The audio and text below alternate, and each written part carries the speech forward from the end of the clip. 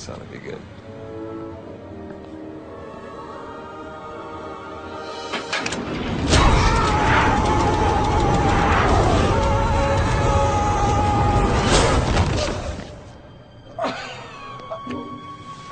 Now, this last entry was a little disturbing.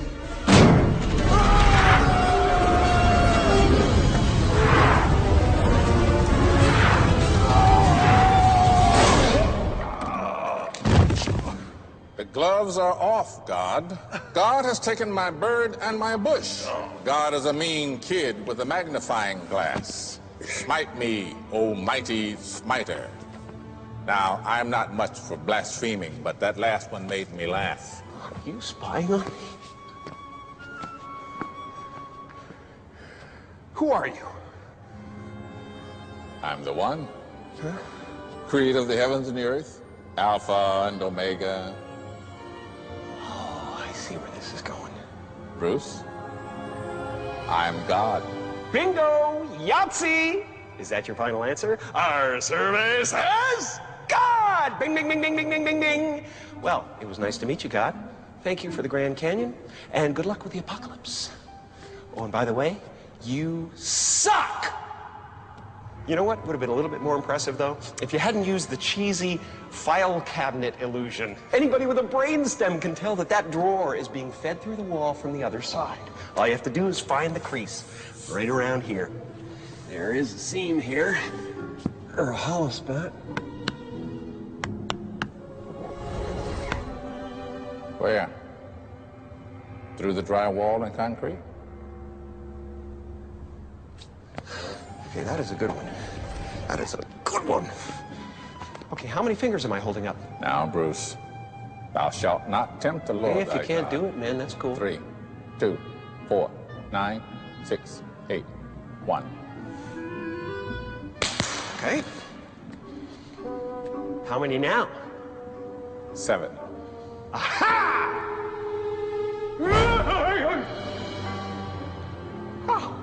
You've been doing a lot of complaining about me, Bruce.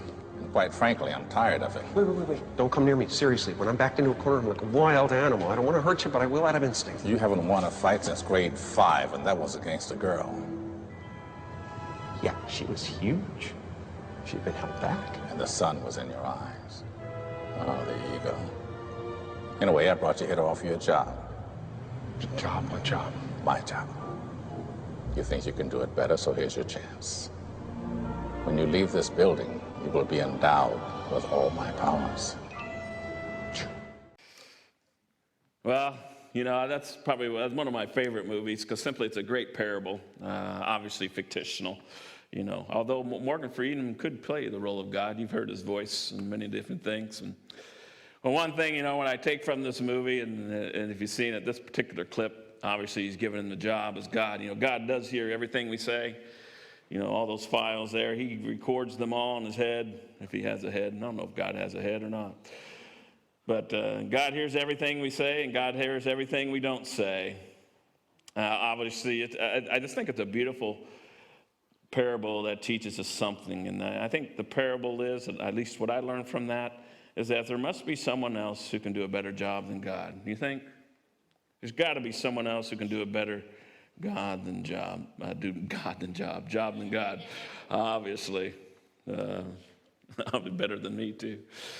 Let me tell you a story about a man who was walking on a pitch black night and when he fell over a cliff. And on the way down, he managed to grab hold of a small tree sprouting out the sides of the precipice. And desperately, he began to call out for help, and the voice answered, "What do you want?" I'm sorry, I couldn't sound like Morgan Freeman. "I'm stuck down here holding on to this tree, and I can't hold on too much longer. Can you help me?" "Yes," came the reply. "Who are you?" the man asked. "I'm God," replied the voice. "What do you want me to do?" asked the man. Let go of the tree." And for a while, there was silence. Then the man called out and said, "Is there anyone else up there?"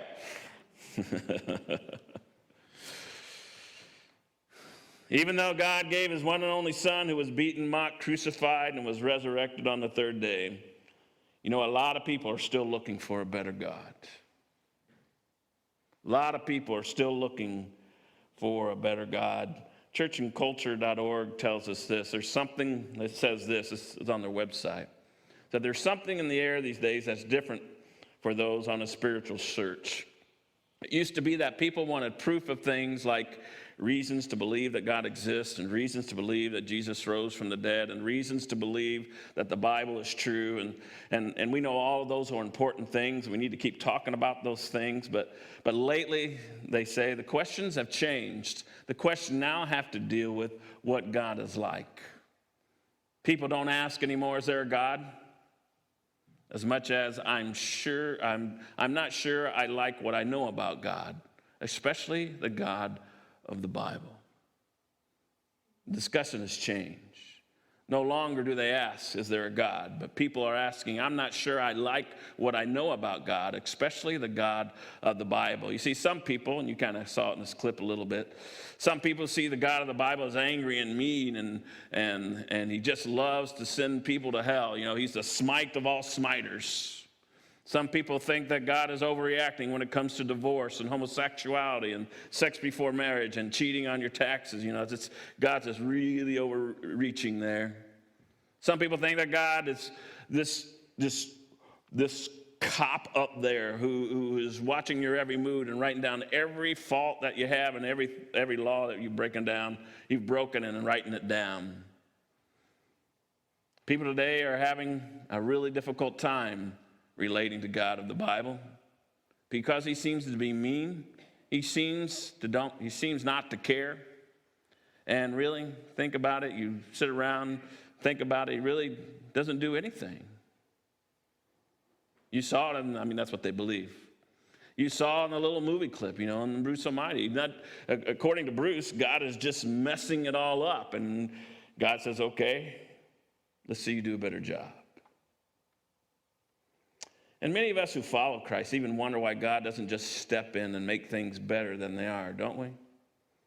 When things don't get better, we think we need a better God who is better at meeting needs and answering prayer. And whether we like this next thing I'm about to say or not, the bottom line, it is true. All of us in here, every single one of us in here, have certain expectations of God. And when he doesn't meet our expectations, we get disappointed and we get angry. We expect God to end suffering, don't we? After all, he's a loving God. We expect God to lighten up on the do's and don'ts. Come on now, the road can't be that narrow, we think.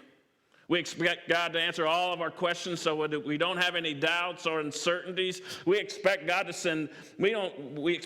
never to send anyone to hell, or at least the people we care about, or at least the ones that don't deserve it. We have those kinds of expectations, don't we? Maybe not all of them. He is capable to end suffering. He could get rid of the do's and don'ts. He could answer all your questions so you don't have any doubts or uncertainties. He could never send anyone to hell. He has that power. And I'm confident in what I'm about to say. If he did those things, we would become more selfish and even more spiritually childish. Think about that. If he did all those things, we would become more selfish and even more spiritually childish. We all have these grand ideas of being God. We don't say we have those. We don't call ourselves God, but we have these grand ideas and what we would do with the world. Wouldn't we all in here destroy ISIS? Come on now. Wouldn't we all destroy ISIS? Yes, we would. We would all end the rumor of war and war itself. We would end hunger, murder, disease, poverty, rape, famine, jealousy, child abuse, spousal abuse, molestation, abortion, mental illness, cancer, evil, hell. And we could go on and on and on and on. If we were God, we probably would get rid of all those things, because those things have no place on this earth. And spiders too. Thank you. Are you applying for the job, Bob, or what? We would all, wouldn't we? And like Bruce Almighty, we would eliminate anything bad, because we need people to love God. We want people to love God, don't we? He's a great God. He's an awesome God. He's met my every need. But he's also a God who doesn't heal you every disease all the time. He's a God who doesn't always do what you want. He's in control. He's sovereign, and we are called to be obedient.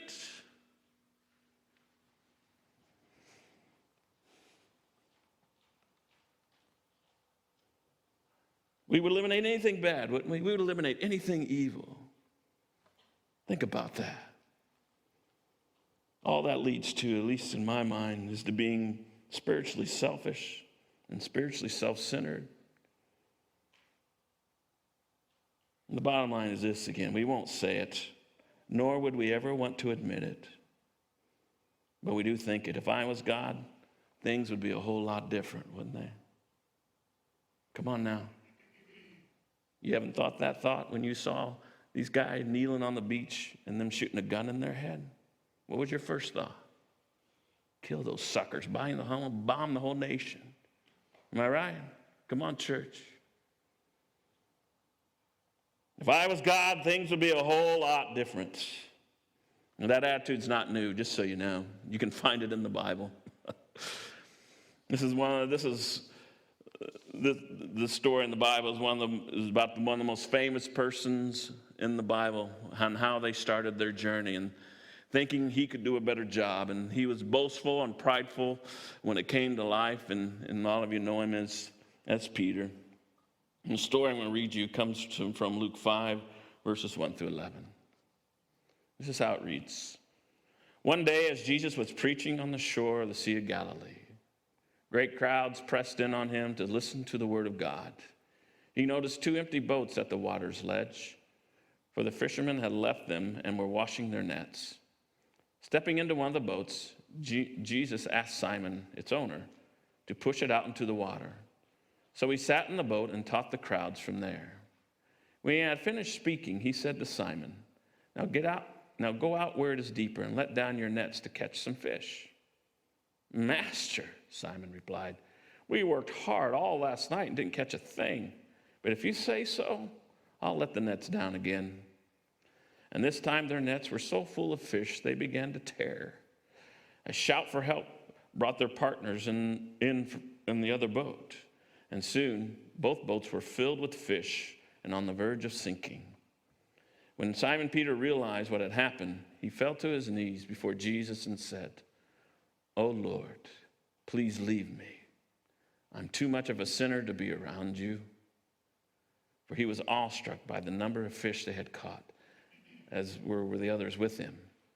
His partners, James and John, the sons of Zebedee, were also amazed. Jesus replied to Simon, "Don't be afraid. From now on, you'll be fishing for people." And as soon as they landed, they left everything and followed Jesus. If you know anything about Peter, or if you don't know anything about Peter, you need to understand Peter was a seasoned professional fisherman. He knew the waters, he knew the sea, he knew the fish, he knew the fishing business. A seasoned carpenter named Jesus was telling a seasoned fisherman how to fish.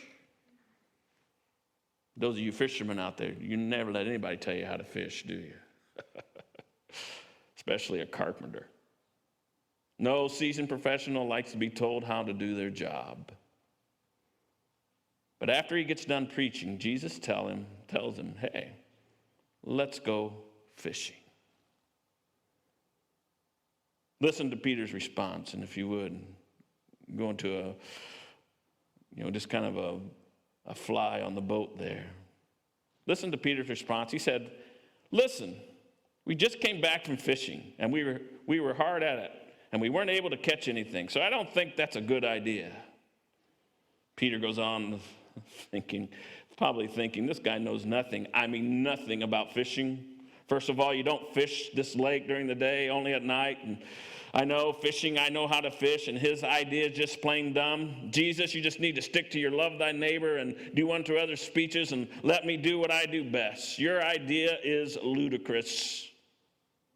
You can continue to hear Peter thinking, since he respected Jesus so much, and those of you who had kids have probably experienced this, and teachers have probably experienced this, or you've seen this from even some adults. He had so much respect for Jesus. I can hear Peter saying in this passage, whatever. Let's just get this over with. I'm tired because I just worked all night, and I'll humor you and prove you wrong. But he does what Jesus asks him to do. And as you read this story, you learn that Jesus is the king of even the bassmasters. I would never thought there would be a TV show on ESPN about catching fish. That's just amazing. But he would have been the king of the bassmasters. So why do you suppose Jesus took time to give Peter this lesson? Well, I believe it's for the same reason he wants to give to us today. If we think we know more than God, then either the God of the Bible is bogus and we need to find a completely different God, or we made him so small in our life that we might as well find another one, because a God that knows less than we do is a pathetically weak version of whatever God really is like. Or there is no God, or we're God because we know so much, or, fill in the blank, whatever you want to add. Or it could be that the God of the Bible knows more about fishing and everything else than we think he does and deserves our allegiance. What do you choose? Like Peter thought he knew more about fishing than God. We sometimes think we know about the world better than God, don't we? At least Bruce Almighty did. Maybe he's the only one. We think we know more about certain issues than God. We become experts in certain areas, and in areas like Peter where we think we know more about God. We might not say it, but our actions and our behaviors prove it. And if we're honest, there are certain areas of our life and in this world where we are better, we think we are better than God. The scriptures invite us, though, which is amazing about God. The scriptures invite us, though, to bring all these doubts, all these complaints, all of these ideas that we have to make this world a better place. God says, hey, and bring all of our questions about him and bring him, guess what? To him. Ha! Isn't that an incredible God? All of these things, we think we can do better. We have all these kinds of questions. We wonder why he allowed these guys to shoot these ISIS guys, to kill these guys on the beach and do it more than once. We wonder, God, what on earth are you doing? He allows us to come to him and to voice those complaints and voice all of those things to him and to voice all those questions we have about him. That's pretty amazing to me.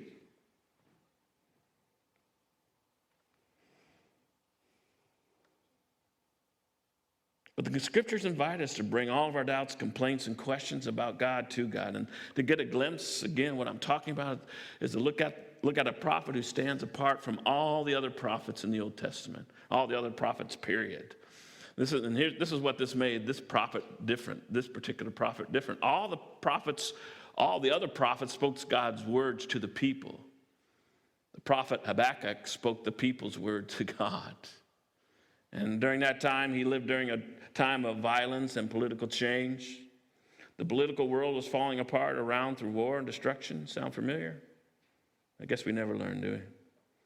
The political world was falling apart around through war and destruction. He lived in a culture that was increasingly getting immoral and increasingly, worshiping pagan gods. It was not a real pleasant experience for Habakkuk. If there was ever a time when people could say, God, what are you thinking? Where are you? Why won't you do something? If I were God, boy, I wouldn't allow this to go on for another second. But, Habakkuk never does say those things. What does Habakkuk do? He takes his complaint, he takes his question, he takes every doubt the people were having, and his doubts as well, and asks the hard questions of life and confronts God's. And listen to what he says to in Habakkuk 1:2-4. He says, how long, O Lord, must I call for help? But do you not listen? Or cry out to you violence, but you do not save? Why do you make me look at injustice? Why do you tolerate wrong? Destruction and violence are before me. There's strife and conflicts abound. Therefore, the law is paralyzed and justice never prevails. And the wicked man, the wicked, him and the righteous, so that the justice is perverted. Folks, Habakkuk is totally overwhelmed by the things going on around him. And what does he do? He goes whine about it, puts it on Facebook, and lets everybody know what they're feeling. Right? You've seen that on Facebook, those of you that do that? Don't you get a little sick of that? Come on now. Makes me nauseated. But I still read it. That's probably why I'm warped mind there. But yeah, no. What does Habakkuk do? Well, he goes to God. He doesn't ask God to bail him out of the situation. He doesn't ask God to change, to put in the right of government official. He doesn't ask any of those things. He doesn't ask God to remove certain people from office. He doesn't ask God to shut down abortion clinics. He doesn't do that. He doesn't ask God to put the right person in power so that things can get better. He doesn't ask God. He doesn't even ask God for help. Do you hear what he's saying? He says what? How long? How long, O Lord, must I call for help?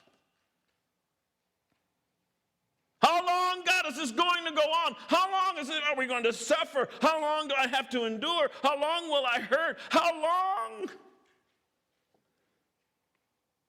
Because I don't know how long I can go on. And then he asked the all-important, but even another question. Why is this happening to me? Why is this happening to us? Why didn't you come to my rescue? Why didn't you do this for me? I need to know. And it wasn't limited to what was just happening to him, but what was happening in the world around him. He saw the violence, he saw the injustice, and he asked, God, how long do we have to endure this?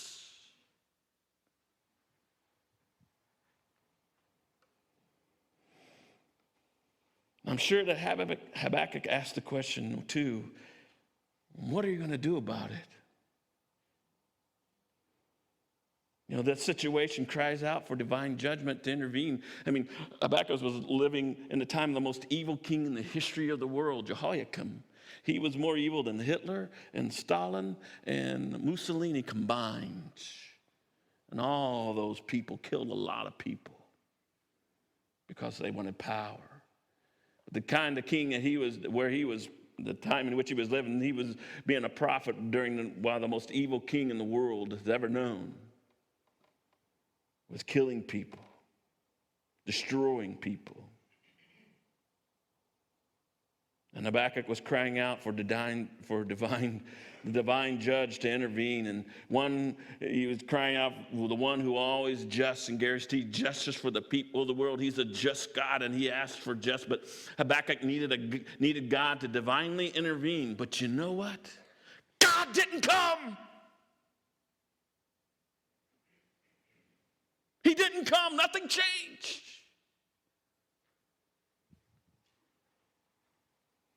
And he cried out, and God did nothing. He even pleaded with God for help, and God never showed up. Have you ever begged God for help, and God never showed up? I have. I begged God to bring my dad back to life. I did. I walked around the table he was laying on, tubes coming out of his body, bloated 3 times the size he was. I begged God to put life back in him. God didn't show up. I begged God to bring my brother Chuck out of his diabetic coma. I prayed in his room. My brothers and sisters prayed in his room. God didn't intervene. I begged God to resuscitate my mom. And he didn't show up there either. I begged God to take the cancer out of my mother-in-law's body. And he didn't even answer that. Hello, God, are you there? Are you listening? And like God didn't show up for me. He didn't intervene divinely. He didn't cure anybody. I had no miracle healings in my family. Nothing. God was completely silent and has continued to be completely silent.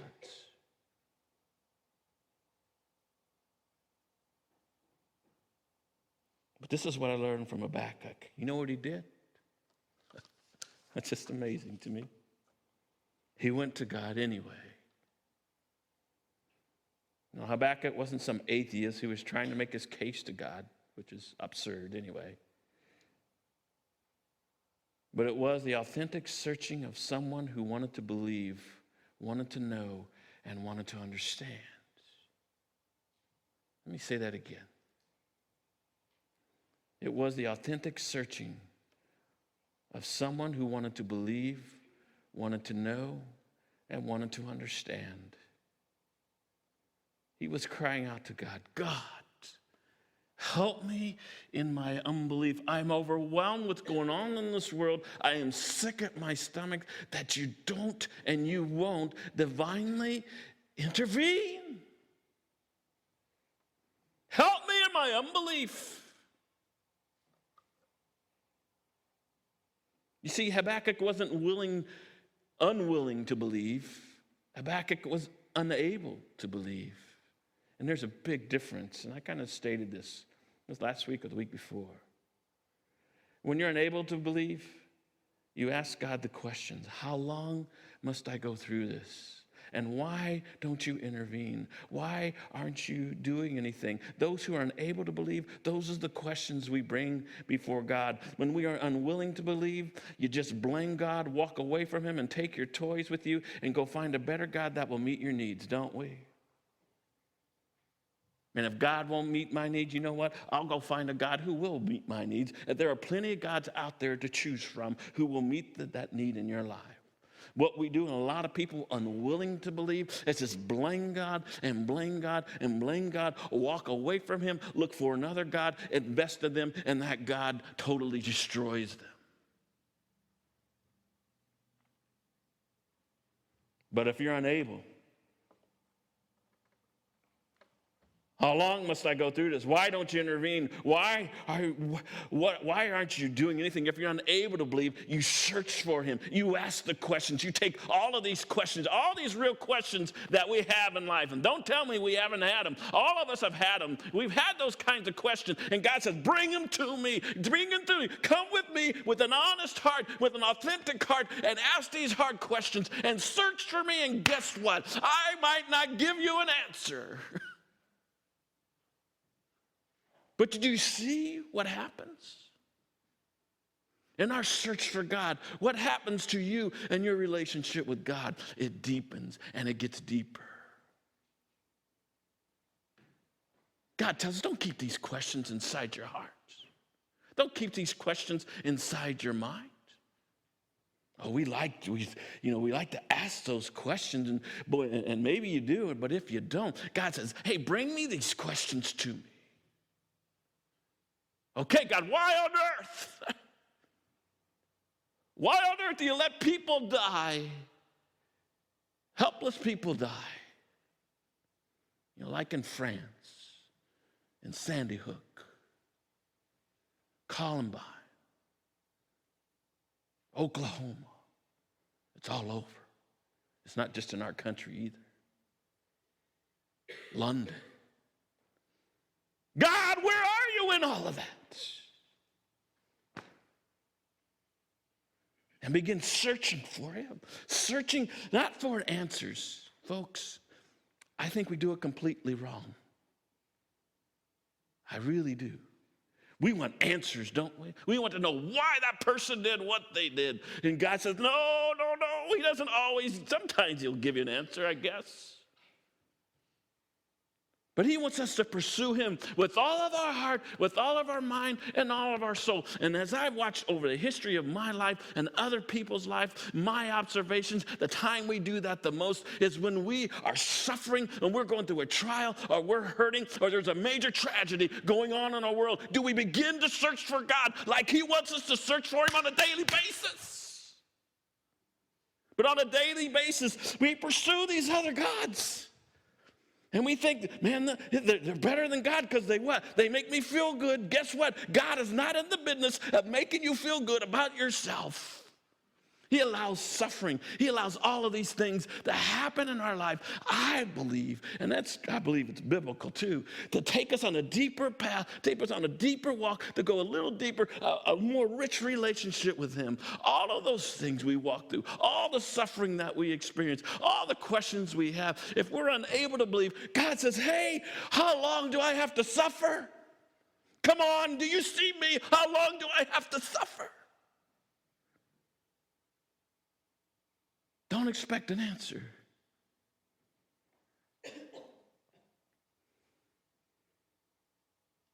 God, help me in my unbelief. And I honestly believe, boy, we ask those questions. Your relationship with God will grow deeper. Not, why, God, aren't you answering my prayer? Not those kinds of questions, those deep questions in our life. God, how come you're not taking cancer out of her body?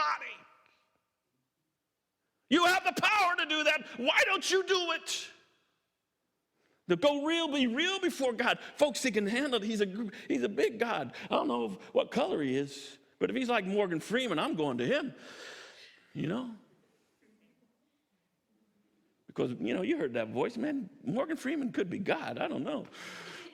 You know what I'm saying? You know? But we can go before him and he can handle those hard questions. And thank him that he won't give you the job. You know? He knows a whole lot more than we do.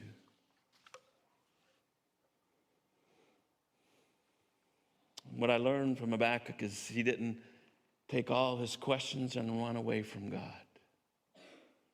He took all of his questions, all of his doubts, all of his uncertainties, and he turned to God.